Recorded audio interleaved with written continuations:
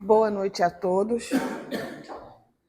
Que a paz de Deus e que o amor de Jesus possa estar em nossos corações.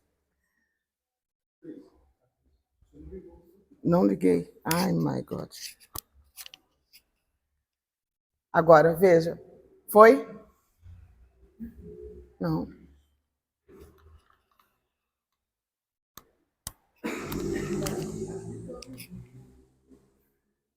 Então, ok agora?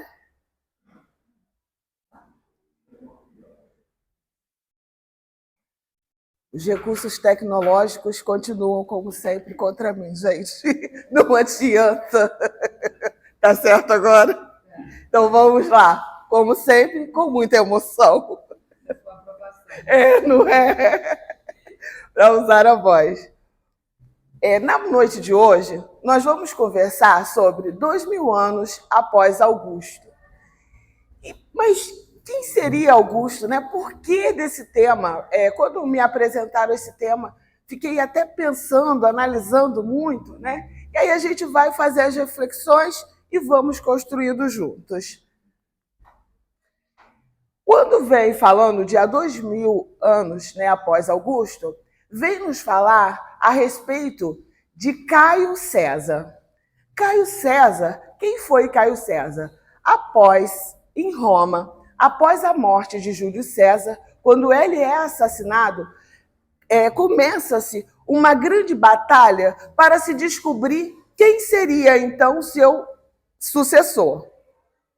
E aí aparece a figura de Caio César, que era, então, sobrinho neto de Júlio César. Ele, então, aos 19 anos, recebe a incumbência, através de testamento, de ser, então, o sucessor de Júlio César. Mas aí existe uma série de brigas, de confusões entre o Senado, entre Marco Antônio, e, afinal, aos 33 anos, Caio César vem, então, a ser o sucessor de Júlio César. E ele recebe o nome de Caio Júlio César Otávio Augusto. Por que Caio Júlio César Otávio Augusto? Porque Júlio César, ele acrescentou o seu nome para poder demonstrar que ele realmente era o herdeiro de Júlio César, trazendo com ele todo o poder, toda a pompa que Júlio César possuía em Roma naquela época. Trazia também Augusto, que significaria dizer que ele era o eleito por Deus, ele tinha um poder divino. Então, ele reunia nele vários poderes, o poder da divindade, o poder realmente, né, o poder de Júlio César, ele merecia estar ali naquela condição de imperador. Otávio era inteligente, era jovem, era descendente de Júlio César. Ele governou Roma por 41 anos. Ele era o senhor de Roma. Mas, quando ele lá chegou em Roma, ele teve alguns problemas. Quais foram esses problemas? Roma estava mergulhada em guerras endêmicas.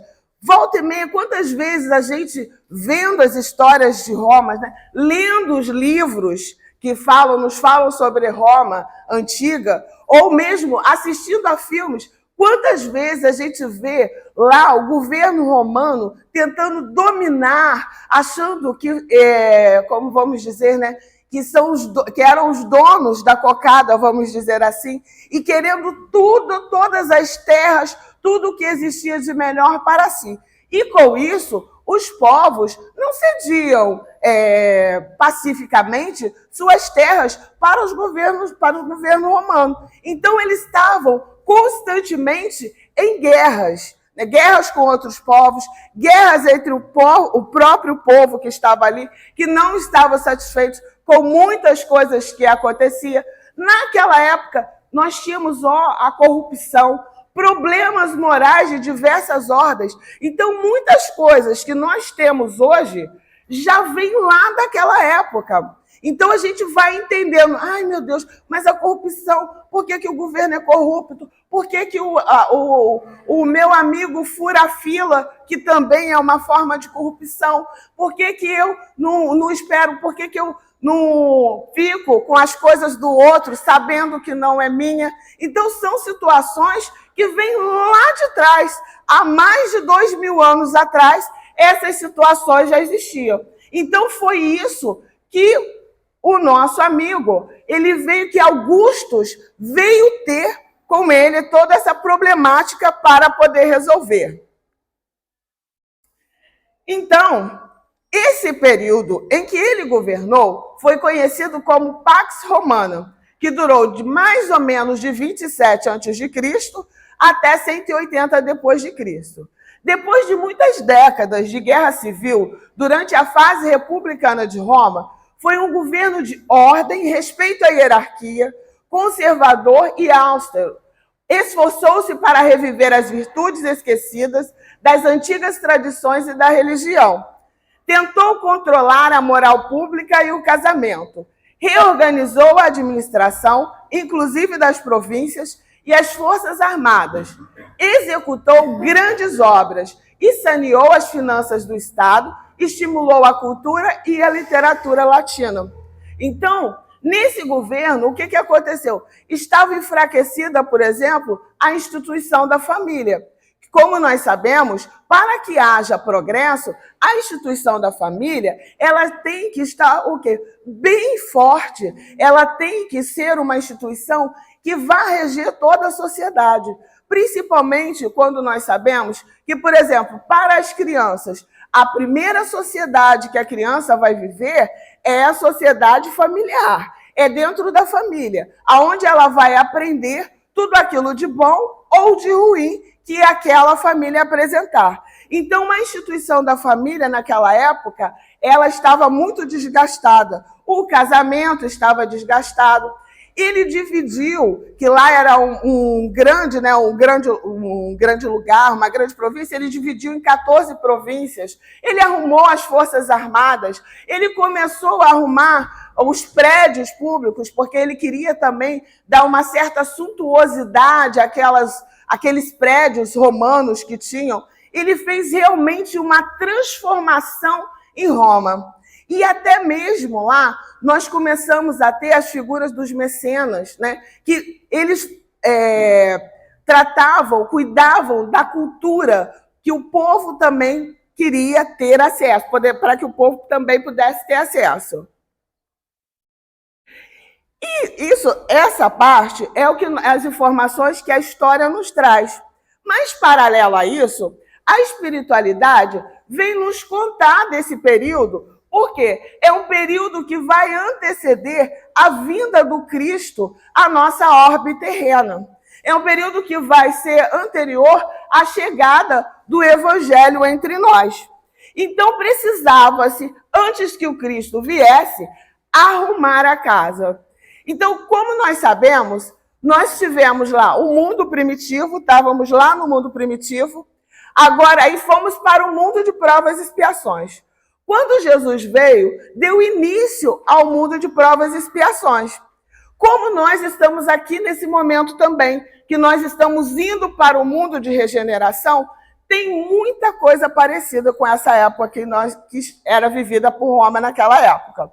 Então, nessa época, nos livros Boa Nova e A Caminho da Luz, a gente vai encontrar muitas informações a respeito desse período que antecede a vinda do Cristo, né?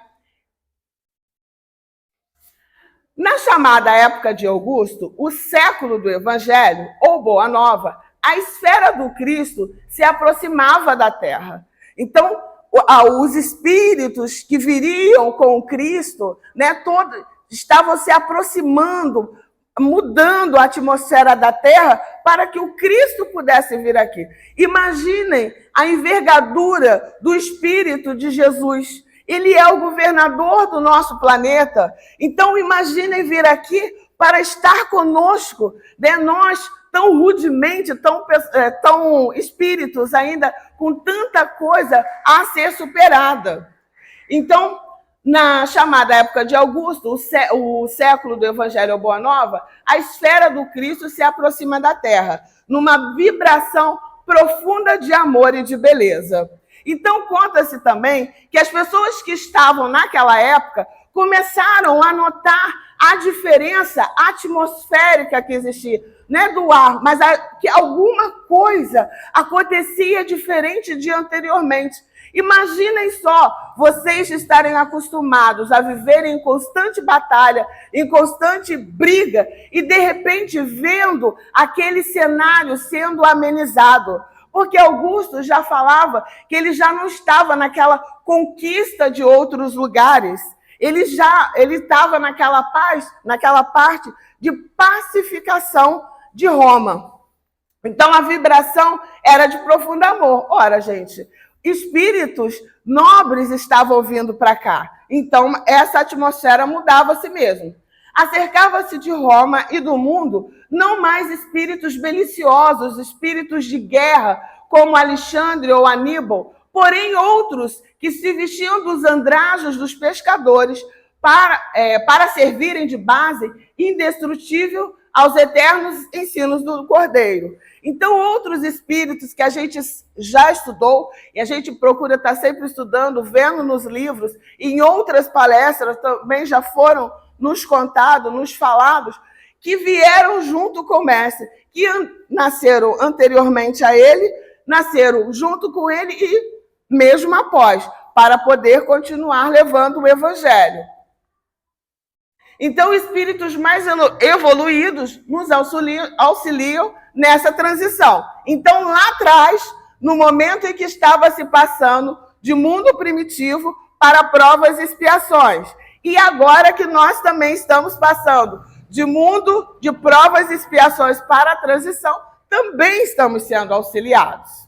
Imergiam nos fluidos do planeta que preparariam a vinda do Senhor e os que se transformariam em seguidores humildes e imortais dos seus passos divinos.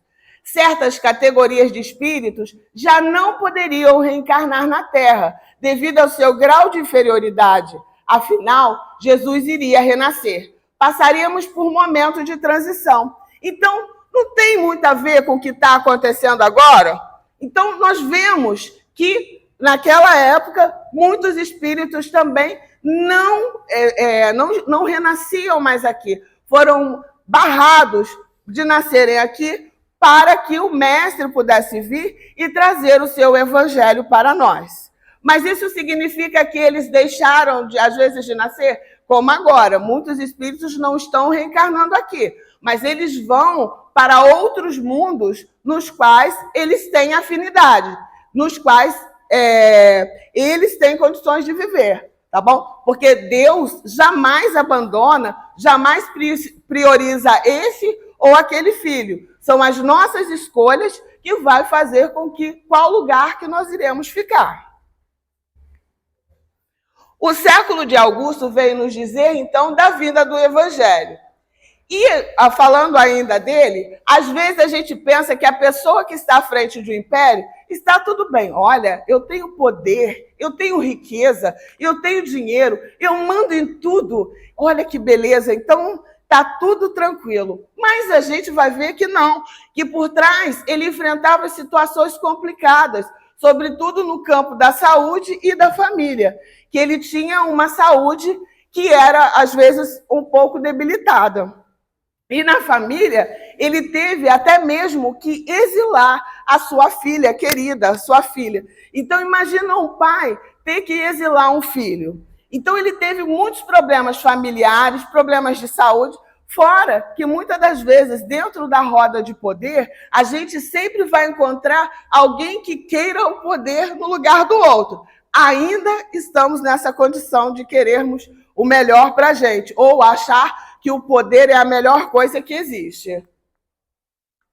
Então, Augusto, por ocasião de sua morte, um senador propôs dar o nome de Augusto ao mês de seu nascimento e morte. Daí ter surgido a designação do mês de agosto, do latim Augustus, no calendário gregoriano. Outro senador sugeriu que todo o espaço de tempo decorrido entre o seu nascimento e sua morte recebesse o nome de século de Augusto. Então, hoje em dia, o mês de agosto tem esse nome devido, né, a Augustus, lá atrás, há mais de 2000 anos, por tudo que ele fez, por tudo aquilo que ele fez antecedendo a vinda do Cristo, a modificação que ele realizou em Roma, a paz que ele produziu em Roma através do seu trabalho. Então, ele fez esse preparo para a vinda de Jesus. E Jesus, então, veio. Jesus veio nos trouxe aqui a pergunta do Livro dos Espíritos, da questão 625. Qual o tipo mais perfeito que Deus tem oferecido ao homem para lhe servir de guia e modelo? Como nós já sabemos, menor resposta que é Jesus, não é? Para o homem, Jesus constitui o tipo da perfeição moral a que a humanidade pode aspirar na Terra. Deus nos oferece como mais perfeito modelo a doutrina, que ensinou e é a expressão mais pura da lei do Senhor. Porque, sendo ele o mais puro de quantos têm aparecido na Terra, o Espírito Divino o animava. Jesus, o mestre e educador por excelência. Então, Jesus vem imbuído da missão de nos ensinar e de nos encaminhar aqui na Terra, de evangelizar a humanidade. E a missão dele, qual que era a missão de Jesus? Dar o verdadeiro sentido à lei de Deus. Então, dar o sentido à lei de Deus não é o que eu penso, o que o outro pensa. É a lei de Deus que está na nossa consciência. É a lei de Deus que rege todo o universo. Em qualquer lugar que eu estiver, vai estar regida pela lei de Deus. Todos nós passaremos igualmente pelas leis divinas. Não haverá, como se diz, não haverá que um seja beneficiado e o outro não. Então, de acordo com o que nós façamos, de acordo com o que nós realizamos, nós estaremos submetidos a essa lei divina. Ao contrário, muitas das vezes, das leis humanas, que mudam de acordo com países, que mudam de acordo, às vezes, até mesmo dentro do próprio país, existem leis divergentes, mas a lei divina, não. A lei divina, ela é sempre igual. Então, ele veio dar o verdadeiro sentido da lei de Deus. Veio dizer, olha, ninguém é alecrim dourado. Todos nós somos irmãos. Todos nós passamos pelas mesmas coisas. Não é? Porque, às vezes, a pessoa acha assim, acontece alguma coisa comigo. Eu cheguei atrasado porque o ônibus atrasou. Eu tenho um motivo. Mas aí eu falo, nossa, a pessoa sempre chega atrasada. Mas se, de repente, eu chego atrasado pelo mesmo motivo? Não, eu cheguei atrasado. Mas aí eu me desculpo, mas eu não consigo desculpar o outro. Mas aí eu estou dando um exemplo simples, tá, gente? Mas o que Jesus veio nos dizer? Que estamos todos submetidos à mesma lei. Desde o imperador, desde o presidente, desde o rei, até mesmo a formiguinha, todos estamos submetidos à sua lei. Ensinar o caminho que leva ao reino dos céus. Ninguém vai ao Pai, ninguém vai buscar ter a felicidade se não for pelos caminhos que ele nos deixou. E aí a gente fala sempre que Jesus nos contava a história, Jesus nos falava parábolas, né? Para que de uma forma mais fácil o povo daquela época pudesse compreender. Muitas das vezes, naquela época, às vezes as pessoas compreendiam somente aqui na cabeça. Tinham a compreensão, mas não conseguiam colocar em prática aquilo que ele efetivamente estava falando para cada um de nós. Então, ele vem ensinar o caminho que leva ao reino dos céus, falando com todos os tipos de pessoas, realizando curas, né, que a gente sabe que efetivamente não são curas, mas realizando as curas. Então, ele, o tempo todo, o pequeno tempo de vida pública que ele teve aqui entre nós, ele deixou-nos ensinamentos muitíssimos, desde lá do seu nascimento, que já nasceu numa manjedoura simples, entre os animais. Jesus, naquela época, já tinha a questão dos animais, ele trazia os animais junto a ele, né? A gente demorou a acordar para ver que os animais são os nossos irmãos também, não é? Para dar um tratamento digno a ele. Então, Jesus já tinha várias coisas que ele já trabalhava para a gente, né? Para a gente compreender, né? Ensinar o meio de os homens se reconciliarem com Deus. Então, Jesus falava-nos de perdão para nós perdoarmos infinitamente. Porque quando a gente perdoa, o mais beneficiado somos nós mesmos. Porque se o outro, a gente sempre fala assim, eu pedi perdão, mas a pessoa não me perdoou. Não tem problema. Você fez a sua parte. Se você pediu perdão de coração, com fé, com vontade, porque viu que errou, não tem problema. O outro, que depois vai chegar um momento que ele vai te compreender e vai te perdoar também. Mas você vai fazer o quê? Você vai se desamarrar daquele compromisso, daquilo que te faz pesar. Então, a gente deve exercitar o perdão sempre. E nós temos até nesse mês de agosto, o mês de agosto no Brasil é conhecido como o mês também do perdão, né? Porque nós temos um empresário que o que aconteceu? Ele tinha um funcionário que trabalhava para ele e esse funcionário foi, juntamente com outras pessoas, sequestrou o filho dele, assassinou o filho dele e ele foi, uma vez, visitá-lo na prisão e ele efetivamente deu seu perdão para esse funcionário. Vocês vejam só, gente, será que nós teríamos, assim, esse sentimento tão nobre de perdoar uma pessoa que foi lá e assassinou o seu filho?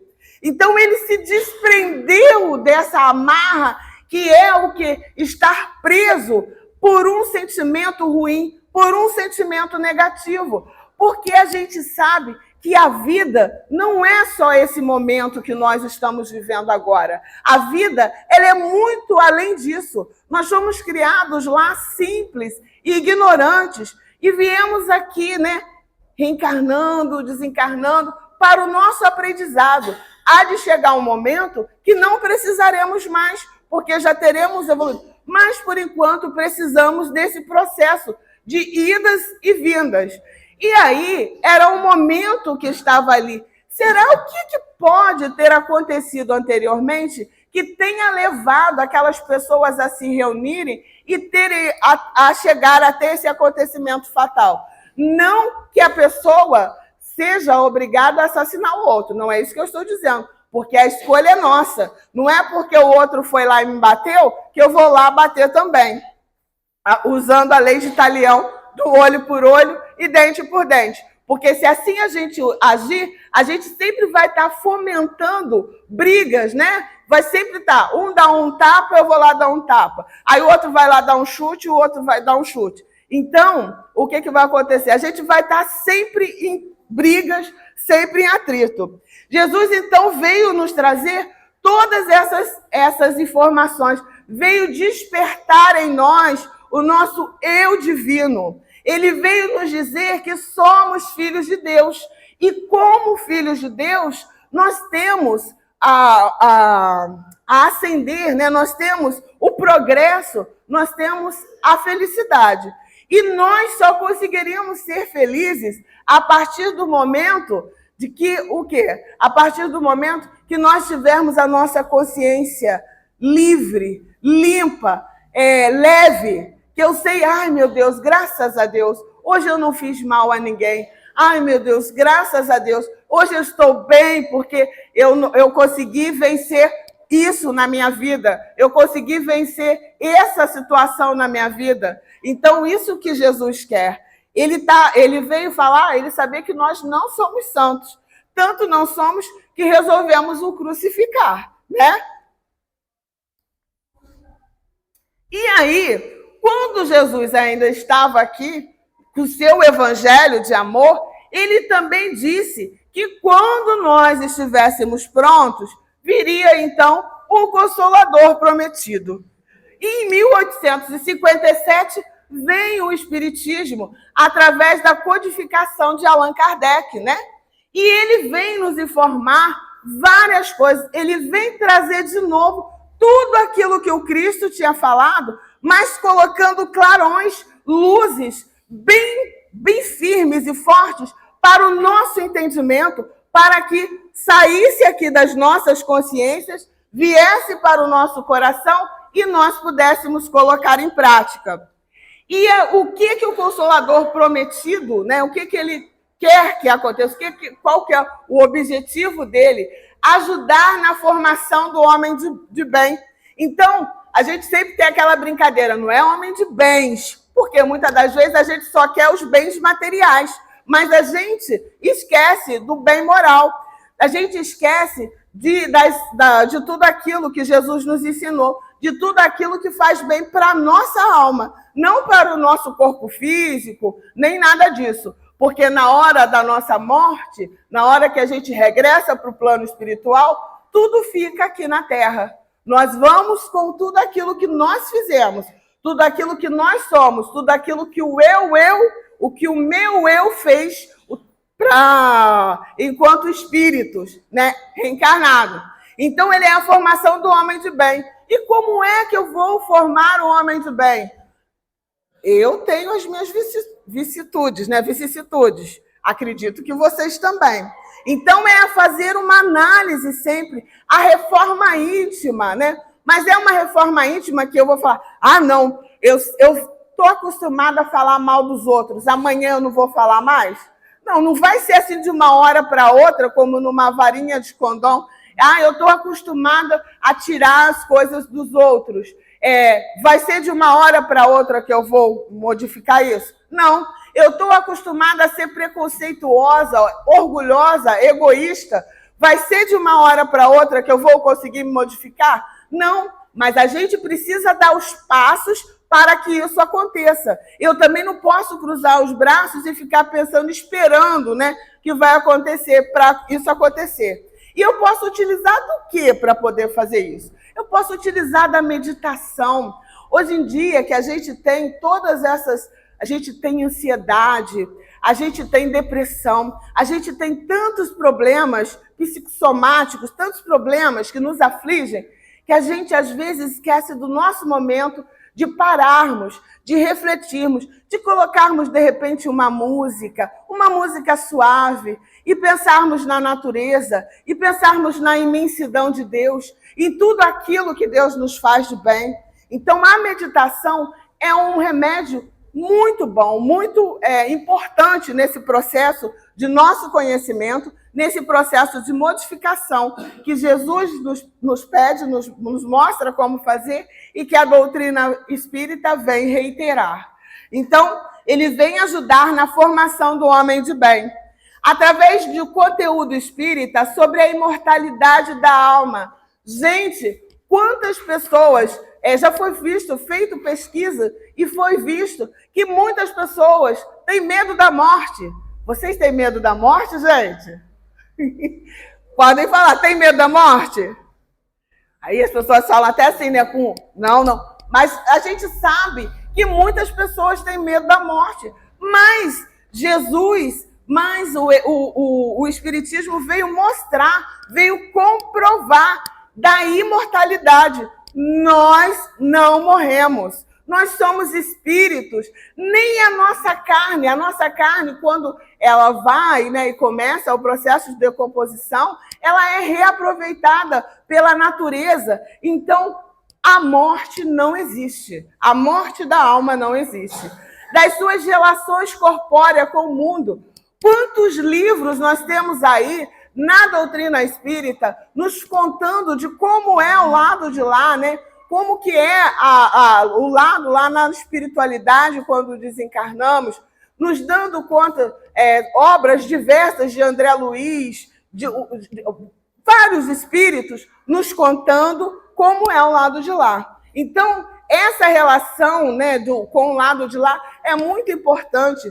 Quantos irmãos nossos que depois que partem para o outro lado vão à casa espírita, vão às reuniões mediúnicas para serem ajudados, porque muitas das vezes não percebem que já passaram para o lado de lá, que já retornaram para a pátria espiritual. Quantos irmãos que às vezes continuam em vingança e que são, naquele momento, atendidos nessas reuniões e acabam caindo na realidade espiritual, se modificando a sua maneira de pensar e de agir. Então, a doutrina espírita, o espiritismo, ele nos fala, ele nos conta, ele nos mostra dessas relações com o mundo corpóreo, da sua volta à vida na Terra, as leis físicas, a lei de causa e efeito, a lei de reação, né? Então, a cada coisa que eu faço, eu vou ter uma ação correspondente àquilo. Então, se eu faço bem, se eu prego bem, consequentemente, eu também receberei o bem. Então, a gente precisa focar nisso, de fazer o bem, de pensar no bem. Então, que regula a sua estada aqui e no mundo espiritual.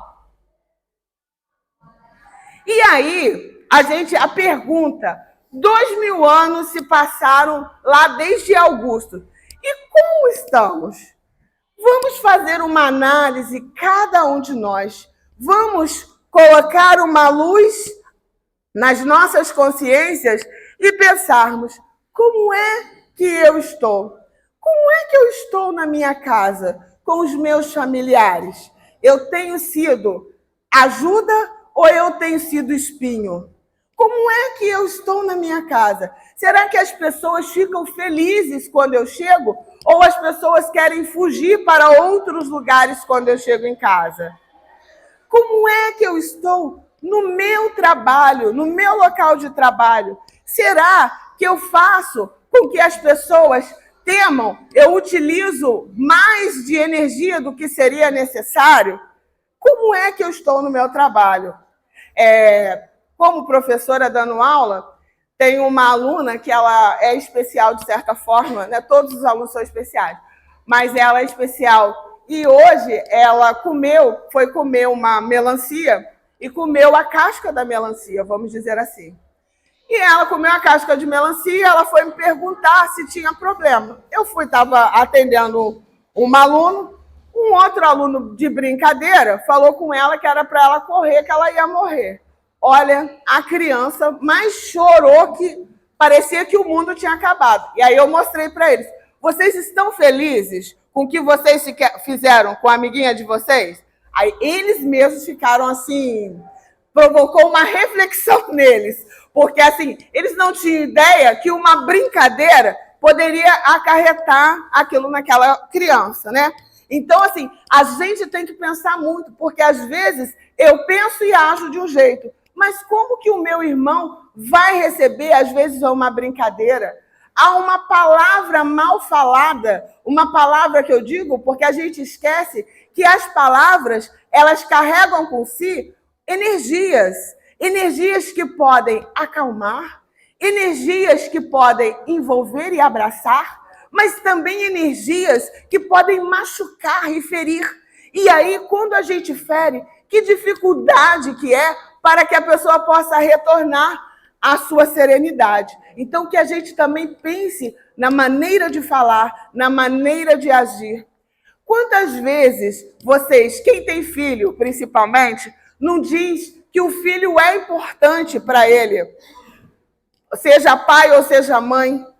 Dá um abraço para aquela criatura, porque a gente, muitas das vezes, dentro da sala de aula, a gente recebe crianças que elas, muitas das vezes, são negligenciadas na questão da amorosidade.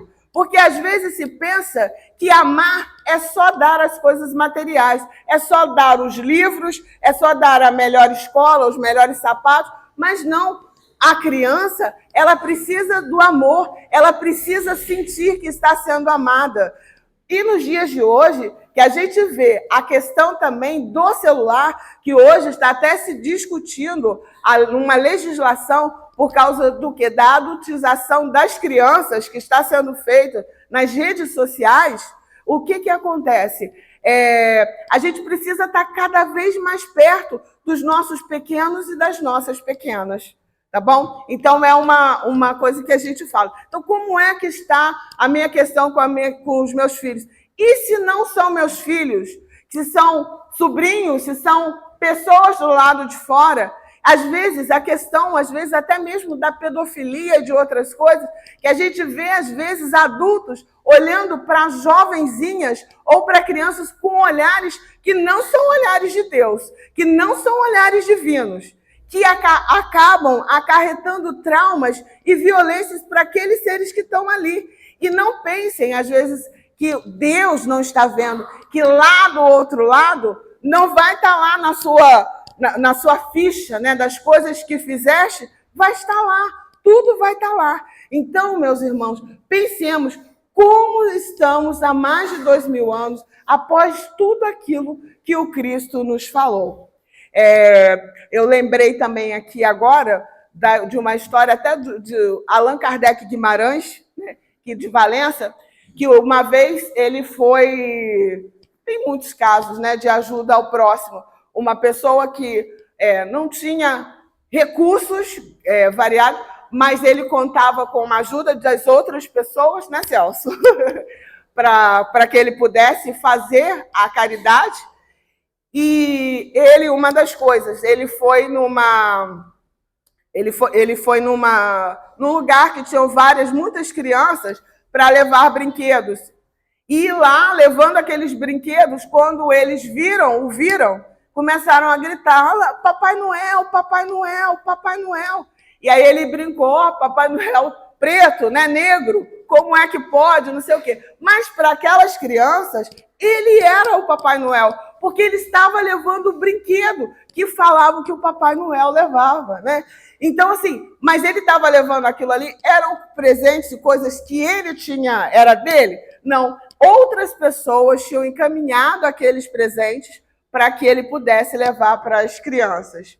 Outra coisa também interessante dele era que, às vezes, andando, ele saía com as pessoas nos carros para poder fazer visitas, e às vezes, do nada, ele mandava ir por tal lugar assim, assim. E aí a pessoa, mas vai por aí, aqui não tem nada, não tem ninguém. E aí ele descobria, tinha um morador lá embaixo da ponte, tinha uma pessoa que vinha no caminho, encontrava para ser ajudado.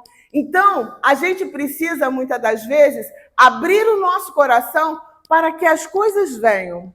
Dizem que do lado de lá também existe uma lista, né, que é falado às vezes para a pessoa a quem ela deve procurar para ser ajudada. Porque, às vezes, quantas vezes a gente está no lugar e do nada aparece alguém pedindo alguma coisa? Quantas vezes, em cidade às vezes maior, quando é prédio, às vezes não acontece tanto isso, mas em cidades pequenas, quantas vezes a pessoa chama no portão e pede alguma coisa para ser dada? Então, a gente tem que estar o olhar atento para todas as vezes que a gente puder ajudar alguém. Ajudando alguém, a gente está se ajudando também. Então, toda vez que eu faço bem ao meu irmão, eu estou fazendo bem a mim também. E só para poder, já para ir finalizando e lembrando, que sexta-feira é o aniversário de Dr. Bezerra de Menezes, que se comemora, né? E eu queria finalizar, hoje eu não vou fazer nada, colocar vocês para não fazer nada, não, com o livro, que é um livro de Chico, né, psicografia de Chico, Bezerra e Memei, Meditações Diárias. E aí eu abri ao acaso e veio a seguinte página. Diretrizes. Filhos, o Senhor nos abençoe. Ante as lições do Evangelho, estejamos convencidos de que todas as crises da existência, como sejam problemas, dificuldades, incompreensões, injúrias, provas, lutas, tribulações, amarguras, sofrimentos, desafios, perseguições, angústias, desilusões, tristezas, humilhações, calúnias, sofismas, preterições, aflições, obstáculos, privações. Diante de quaisquer transes da vida, tudo venceremos, se nos dispusermos a esquecer o mal, crer no bem e servir com amor. Então, essa é a mensagem de Dr. Bezerra.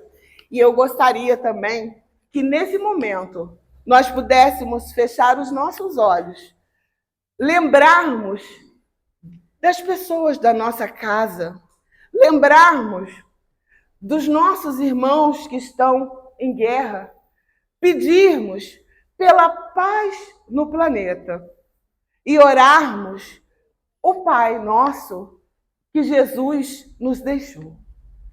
Pai nosso, que estás nos céus, santificado seja o vosso nome.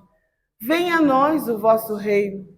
Seja feita a vossa vontade, assim na terra como no céu. O pão nosso de cada dia nos dai hoje. Perdoai.